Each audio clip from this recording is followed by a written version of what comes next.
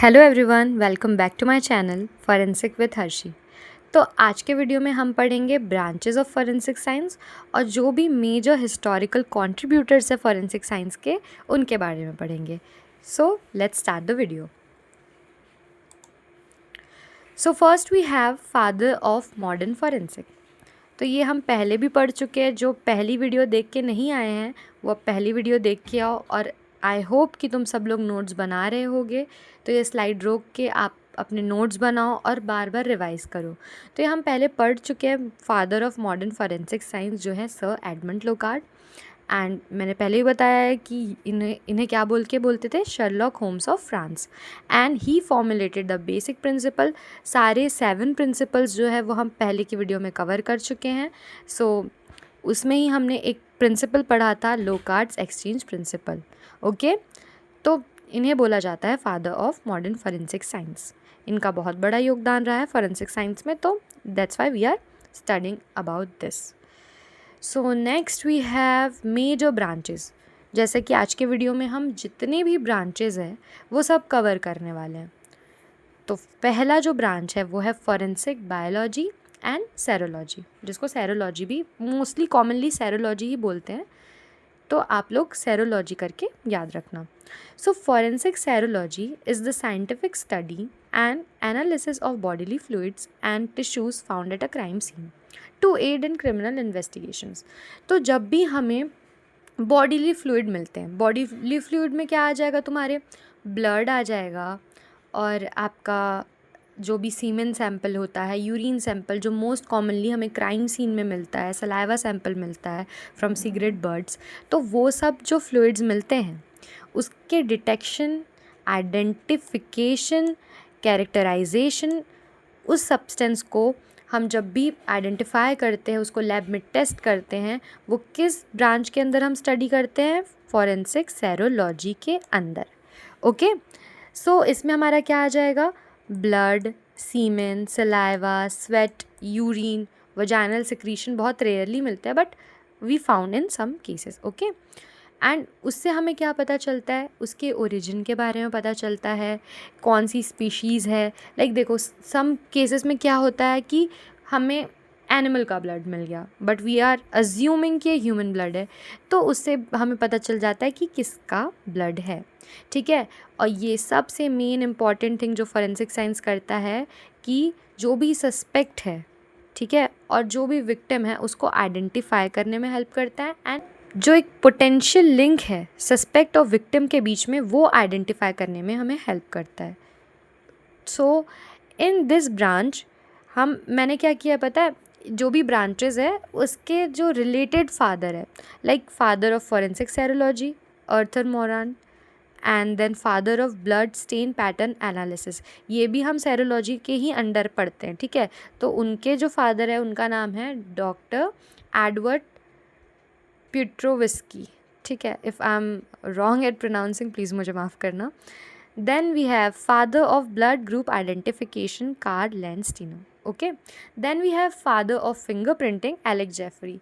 तो आप लोग बोल रहे होगे कि ये एलेक जेफरी फिंगर प्रिंटिंग यहाँ क्यों डाल दिया, क्योंकि इन सम केसेस, मतलब जब मेरा वाइवा था तब मेरी टीचर ने मुझसे पूछा था आउट ऑफ नोवेयर, वो मेरी फॉरेंसिक सेरोलॉजी की क्लास थी, and out of nowhere ma'am ने मुझे पूछा कि डीएनए फिंगर प्रिंटिंग के फादर होते हैं। थैंकफुली मैंने 12th अच्छे से पढ़ी, तो मुझे याद था कि Alec Jeffrey is the father of DNA finger printing. तो ये जो बेसिक से नाम है ना, वो भी कभी कभी सीयूटी में पूछ लेते हैं।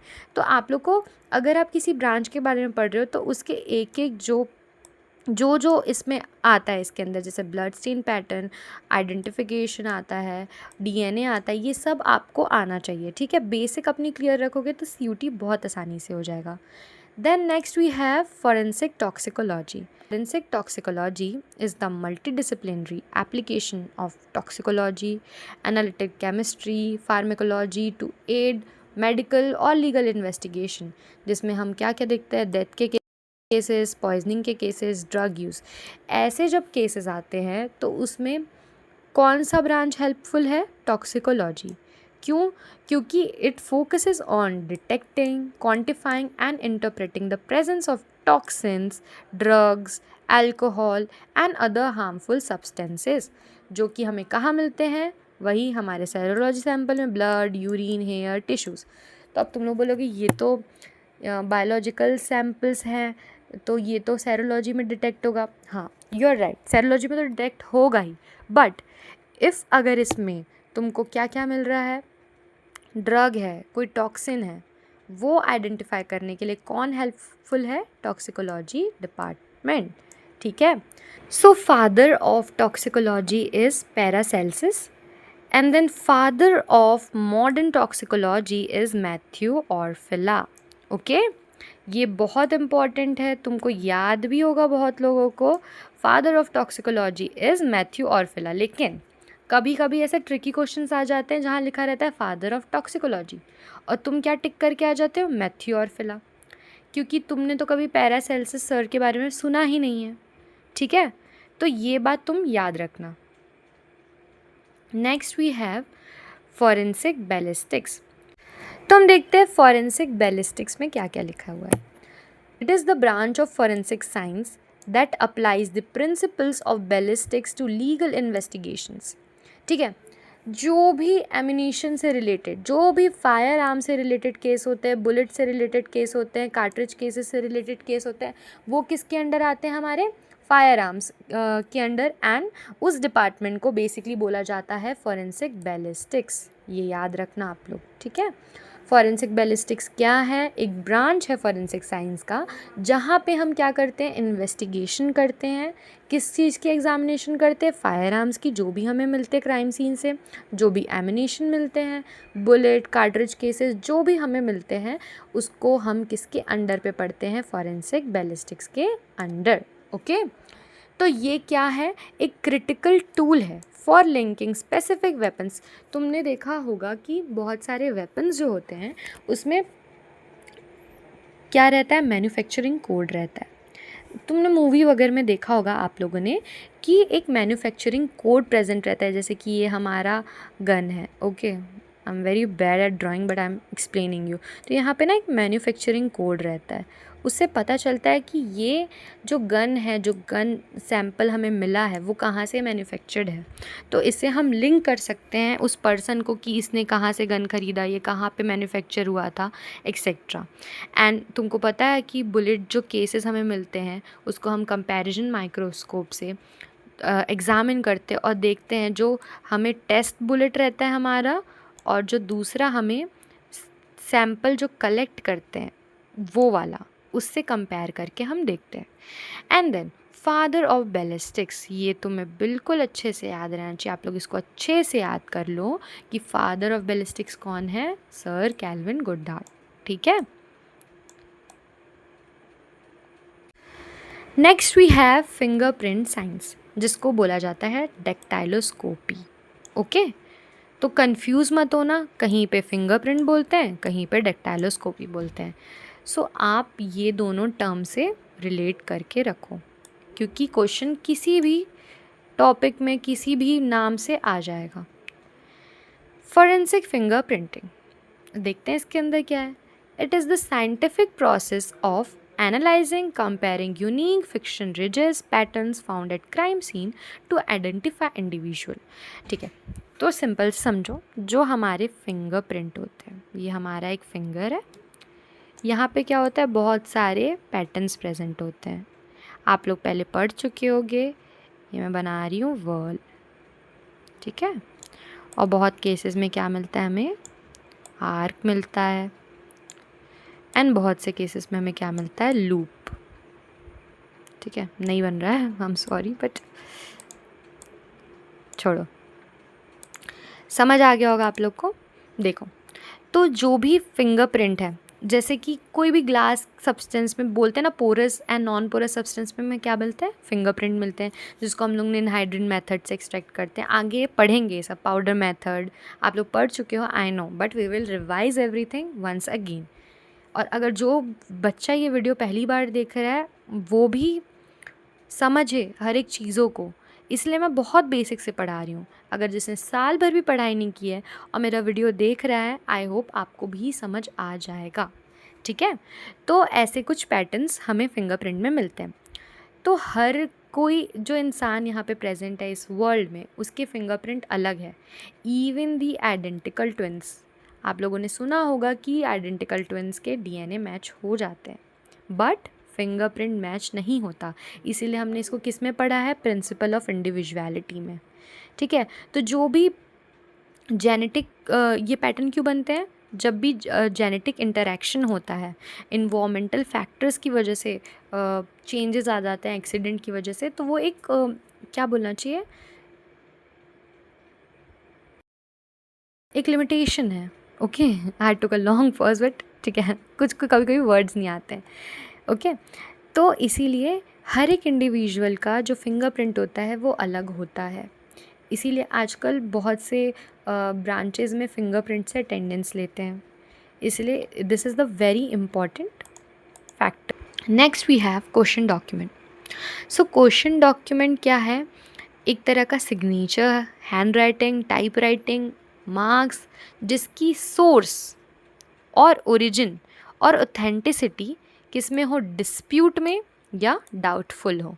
ठीक है, सिंपल से समझो कि जो भी क्वेश्चन डॉक्यूमेंट हमें कहीं से सैम्पल मिला है वो हमें नहीं पता किसका है। जैसे कि सुसाइड नोट होते हैं, रैंसम नोट होते हैं, we don't know who wrote this suicide letter, who wrote this ransom letter, क्योंकि बहुत से केसेस में होता है सुसाइड लेटर कोई और लिख के चला जाता है। डॉक्यूमेंट का एक बहुत अच्छा डेफिनेशन आपको IEA में मिल जाएगा। IEA क्या है? इंडियंस एविडेंस एक्ट, जहाँ पे आपको एक सेक्शन है जहाँ पे क्वेश्चन डॉक्यूमेंट बहुत अच्छे से डिफाइंड है। तो कमेंट करके बताओ मुझे वो कौन सा सेक्शन है जहाँ पे क्वेश्चन डॉक्यूमेंट डिफाइन किया गया है। इससे मुझे पता चलेगा आप लोग पढ़ रहे हो कि नहीं। So this broad definition encompasses not only traditional papers like wills, contract, checks and passport, but also any material bearing marks intended to convey meaning such as ransom note, suicide note, or even charred or torn pieces of paper. ठीक है, जो भी counterfeit currencies होती है ना, उसको भी हम क्वेश्चन डॉक्यूमेंट के अंदर ही एग्जामिन करते हैं। And the father of question document is Albert S Osborn, Albert Sherman Osborn भी बोलते हैं। So this is the very important topic. मैं सबको इम्पॉर्टेंट बोल रही हूँ क्योंकि ये ज़रूरी है बेसिक नॉलेज के लिए। ठीक है, forensic medicine also known as legal medicine और medical jurisprudence. So it is a branch of medical science, जहाँ क्या होता है, that applies medical knowledge to legal issues and administration of justice. जहाँ भी हम मेडिकल नॉलेज क्या हुई? That is related to our body parts, that is related to our anatomy and physiology, कि हमारी बॉडी में क्या क्या फंक्शन होते हैं, हमारी बॉडी कैसी वर्क करती है, उसको जब भी हम लीगल इशू में लगाते हैं उस नॉलेज को, जैसे कि पोस्टमार्टम चेंजेस जो होते हैं वो किस में आ जाएगा? आपके मेडिकल नॉलेज में आ जाएगा। जो भी कट्स, ब्रूजेस जो भी हमें लगते हैं, एक डेड बॉडी में मिलते हैं, वो आइडेंटिफाई कर सकते हैं बहुत से केसेस को हेल्प करने में। ठीक है, so it serve as the interference between health care and law. तो ये जो ब्रांच है फॉरेंसिक मेडिसिन, ये क्या करता है? एक ब्रिज बनाता है between health care and law, and that helps in providing scientific assessments to aid in criminal investigation, civil litigation and administrative law procedures. ठीक है, तो इनके फादर ऑफ फॉरेंसिक मेडिसिन क्या है? Paulo ज़ैकिया।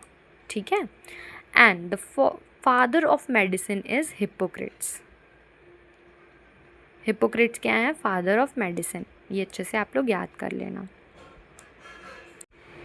So next we have forensic anthropology. What is forensic anthropology? Forensic anthropology क्या है? It is the application of physical anthropology and its subfields such as forensic archaeology and taphonomy. तो ये दोनों जो है archaeology and टेफोनॉमी, ये दोनों क्या है? ब्रांचेज है, सब फील्ड्स हैं किसके? फॉरेंसिक एंथ्रोपोलॉजी के। आप लोग कंफ्यूज मत होना। ठीक है, सबसे पहले देखते हैं एंथ्रोपोलॉजी क्या होता है, फिर मैं आपको बताऊंगी कि आर्कियोलॉजी एंड टेफोनॉमी में क्या आता है। सो एंथ्रोपोलॉजी में हम क्या करते हैं? साइंटिफिक स्टडी करते हैं किसकी? स्केलेटल रिमेन्स की। ठीक है, जो मेडिको लीगल सेटिंग्स में हेल्प करता है to assist law enforcement and courts. तो जब भी हमें कोई भी स्केलेटल रिमेन्स मिलते हैं कोई भी जगह से, ज़रूरी नहीं हमें कि बॉडी एकदम 2 दिन बाद मर्डर हुआ है तीसरे दिन हमें बॉडी मिल जाए। In some cases it takes time to recover the body from a crime scene. बहुत टाइम बाद हमें बॉडी मिलती है, बहुत टाइम बाद पता चलता है। In some cases we found unknown remains. ठीक है, सो इन सच केसेस जो हमारा फॉरेंसिक एंथ्रोपोलॉजी है वो क्या करता है, हेल्प करता है टू आइडेंटिफाई द विक्टिम और to link the suspect with the crime scene. अब देखते हैं जो सब फील्ड्स हैं, आर्कियोलॉजी एंड टेफोनॉमी, इसमें क्या आएगा। आर्कियोलॉजी तो बहुत बेसिक है, आप लोग जानते हो कि जो भी रिमेन्स मिलते हैं, जो हिस्टोरिकल रिमेन्स मिलते हैं, वो सब किस में आ जाएंगे, फॉरेंसिक आर्कियोलॉजी में। क्या पता हमें कोई वेपन मिल जाए पुराना, तो वो किस में आएगा, फॉरेंसिक आर्कियोलॉजी में। एंड फॉरेंसिक टेफोनॉमी में क्या आता है, जो भी एनिमल और जो भी प्लांट रिमेन मिलते हैं, जो पुराने रिमेन्स मिलते हैं, वो किस में हम स्टडी करते हैं, टेफोनॉमी में। ओके, जो भी एनिमल के, प्लांट के रिमेन्स मिलते हैं उसको हम किस में स्टडी करते हैं, टेफोनॉमी में। And the father of forensic anthropology is Thomas Dwight. This is very important. आप लोग को फादर के नाम बिल्कुल याद रहने चाहिए। मेरे को पता है आप लोग को याद है कुछ कुछ फादर्स के नाम, लेकिन जैसे फॉरेंसिक एंथ्रोपोलॉजी के फादर बहुत लोगों को पूछूंगी नहीं पता होगा, तो याद कर लो। Next we have forensic odontology. Odontology क्या है, नाम से ही पता चल रहा है, देखो ओडोंटोलॉजी। लॉजी हमेशा क्या होता है, स्टडी ऑफ। ठीक है, ओडोंटो टीथ से रिलेटेड है। Forensic odontology, also known as forensic dentistry, is a branch of forensic medicine and dentistry. ठीक है, तो इसमें भी थोड़ा बहुत मेडिसिन का पार्ट आ जाता है। क्यों, because it is a part of our body. Okay, ये क्या करता है, डेंटल साइंस जो भी है उसको लीगल, हर डेफिनेशन पढ़ोगे उसमें क्या है, जो भी हम साइंस पढ़ते हैं उसको जब भी लीगल इन्वेस्टिगेशन के साथ हम मर्ज कर देते हैं, वही तो है forensic. It involves proper handling, examination, evaluation, and presentation of dental evidence in criminal and civil context. जब भी हमें कभी भी बाइट मार्क मिल जाता है या कभी भी टिथ रिमेन मिल जाता है, ठीक है, वो हम किस में स्टडी करते हैं, फॉरेंसिक ओडोंटोलॉजी में। एज सच ये इतना यूज़ नहीं होता है, बिकॉज हम किस में स्टडी कर लेते हैं रिमेन्स को, आर्कियोलॉजी में भी। But to have a proper specific identification we have a odontology department. ठीक है, जैसे बाइट मार्क के केसेस में तुमको सिर्फ ओडोंटोलॉजी ही हेल्प करेगा। ठीक है, वरना तो आर्कियोलॉजी है ही, स्केलेटल रिमेन्स जो भी टिथ वगैरह हमें मिलता है वो स्केलेटल रिमेन्स में ही आ जाते हैं। But in odontology we study about the teeth, जो भी बाइट मार्क होते हैं। And you know about ABFO scale. जो ABFO स्केल है वो किसने दिया है, फॉरेंसिक ओडोंटोलॉजी ने ही दिया है। How, American board of forensic odontology. ये क्या है, फुल फॉर्म है इसका ABFO का। सो आप देखते होंगे कि जो भी हम फोटोग्राफी लेते हैं, जो भी एविडेंस मिलता है उसको किसके साथ लेते हैं, स्केल रखते हैं फिर लेते हैं। वो स्केल क्या है, ये ABFO स्केल। ये पहले तो बाइट मार्क्स के लिए यूज़ होता था, बट आजकल एविडेंस को भी रख के एग्जामिन करके लेते हैं इसमें। So this is very important part. And father of forensic odontology is Oscar Amoedo. Next we have digital forensics. Digital forensic is a branch of forensic science, focuses on the recovery, investigation, analysis and preservation of digital evidence found on electronic device. तो ये branch किससे deal करता है, जो भी हमें digital evidence मिलते हैं, ठीक है, डिजिटल फुटप्रिंट्स भी बोलते हैं जिनको, उसको स्टडी करने को हम क्या बोलते हैं, डिजिटल फॉरेंसिक। ये क्या करता है, हमें हेल्प करता है to recover, investigate, analysis the physical evidence, जो भी डिजिटल एविडेंस हमें प्रोवाइड होता है। ये हम कैसे सोर्सेज से निकाल सकते हैं, ये हमें मिल सकता है कंप्यूटर से, मोबाइल डिवाइसेस से, नेटवर्क से एंड क्लाउड इन्वायरमेंट से। Recently I was watching a series Pritam and Pedro, उसमें बहुत अच्छे से साइबर क्राइम एंड सारी चीज़ों को बताया है। तो उस वजह से मेरा और थोड़ा नॉलेज इन्हेंस हुआ कि हाँ यार, मतलब ये भी पता चल सकता है एक छोटे से कंप्यूटर डिवाइस से। सो this is very trending topic, बहुत से साइबर क्राइम केसेस बहुत बढ़ रहे हैं। So this is the growing field of forensic science. ये हम ब्रांच क्यों पढ़ रहे हैं? आगे जाके आप यही किसी एक ब्रांच में स्पेशलाइजेशन करोगे, तो अभी से तुम डिसाइड करो कि तुमको किस में ज़्यादा इंटरेस्ट आ रहा है।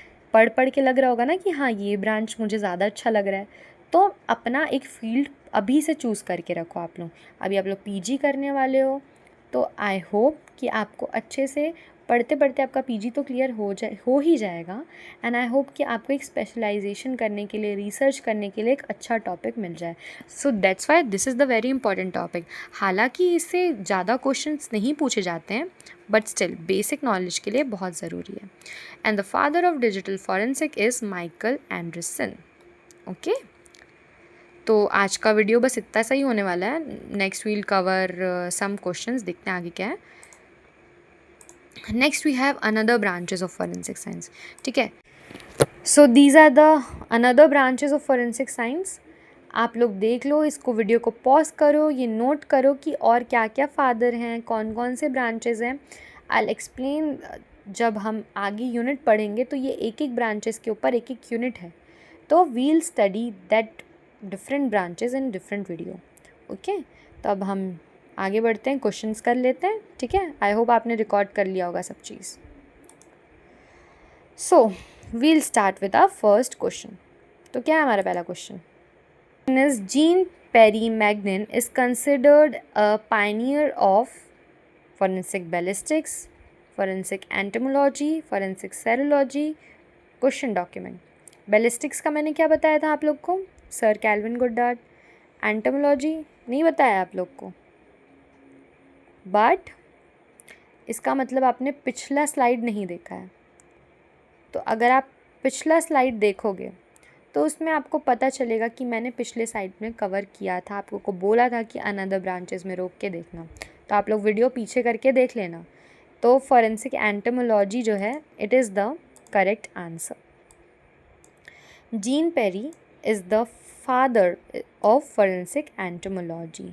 पायनियर लिख दिया तो तुम ये मत बोलना ये क्या है भाई, इसका मतलब फादर ही होता है। ठीक है, सेरोलॉजी का क्या पढ़ा था हमने? Do you remember? लिखो कमेंट सेक्शन में। ठीक है, एक एक क्वेश्चन को फिर से रिवाइज करते जाओ। So the answer is B, forensic entomology. Next we have match the column. ठीक है, ये बहुत इजी है, मेरे को मैच द कॉलम वाले क्वेश्चंस बहुत अच्छे लगते हैं। तो फॉरेंसिक टॉक्सिकोलॉजी का क्या आ जाएगा? मैथ्यू और फिला। ए का 2, तो यहाँ ए का 2 क्या है? ए है और सी है। ठीक है, फिर बी देखते हैं। फॉरेंसिक बैलिस्टिक्स का क्या है? कैल्विन गुड्डार्ड। सो बी का 1, बी का 1 यही है, बी का 3 इधर है, तो ये गलत हो गया, ये हमारा क्या हो गया? Correct answer. So the correct option is option A. कि मेरे को कमेंट में बताया करो कि तुम लोग के कितने क्वेश्चन आंसर सही हो रहे हैं। Okay, so this is a theoretical question बोल सकते थोड़ा, but it is very easy question. ठीक है, a blood stain is found at a crime scene. The investigating team wants to determine whether the stain is blood, identify its blood group, obtain other information from the biological sample to which forensic branch should the blood evidence primarily sent। ठीक है, अब तुम अपने आप को imagine करो कि तुम क्या हो, एक फॉरेंसिक साइंटिस्ट बन चुके हो। अब तुम क्राइम सीन पे गए, क्या मिला तुम्हें वहाँ से? एक ब्लड स्टेन। क्या करोगे ब्लड स्टेन का? उसको कौन से डिपार्टमेंट में भेजोगे? यहाँ पे ऑप्शन दिए हुए हैं, ballistic, serology, toxicology, question document. कहाँ दोगे? Yes, you are right, forensic serology. बहुत होशियार बच्चे यार आप लोग, तो हो जाएगा तुम लोग का CUT PG clear, I am sure. Okay, so the answer is forensic serology. अब कमेंट में बताओ तुम्हारे कितने आंसर और क्वेश्चन कितने आंसर सही हुए हैं। सो कमेंट में आप लोग बताओ कि आपके कितने क्वेश्चन, 3 ही क्वेश्चन है उसमें कितने सही हुए हैं, मुझे बताओ। और आगे बताओ, मैं जान रही हूँ कि आज ये वीडियो बहुत लेट अपलोड हुआ है, but I was so busy with my personal things. पर मैं आगे आपसे प्रॉमिस करती हूँ कि I will provide you video regularly, कि आप लोग की पढ़ाई में कोई दिक्कत ना हो। आई नो आप लोग अलग भी सोर्सेज से पढ़ रहे होंगे, दैट्स टोटली नॉर्मल। मैं खुद अलग अलग सोर्सेज से पढ़ती थी, बट आई वॉन्ट कि मैं कुछ कंट्रीब्यूट कर पाऊँ एज अ फ्रेंड। मैं हमेशा बोलती हूँ मैं कोई तुम्हारी टीचर नहीं हूँ, कुछ नहीं हूँ। I am just a friend जो एग्ज़ाम से पहले तुम्हें कुछ बता दे और तुम्हें याद रहे, ठीक है? तो मुझे वैसे ही कंसिडर किया करो। एंड आई होप तुमको वीडियो पसंद आ रहा होगा, आप लोग अच्छे से इस वीडियो को देख रहे होंगे, प्रॉपर नोट्स बना रहे होंगे, और कोई भी क्वेरी रहती है प्लीज़ कमेंट करके पूछो। एंड मैंने अपने लिंक में व्हाट्सएप का चैनल भी डाल के रखा है, वो ज्वाइन करो और मुझे बताओ कि वीडियो कैसी लग रही है। Thanks for watching, bye guys, all the best for exam.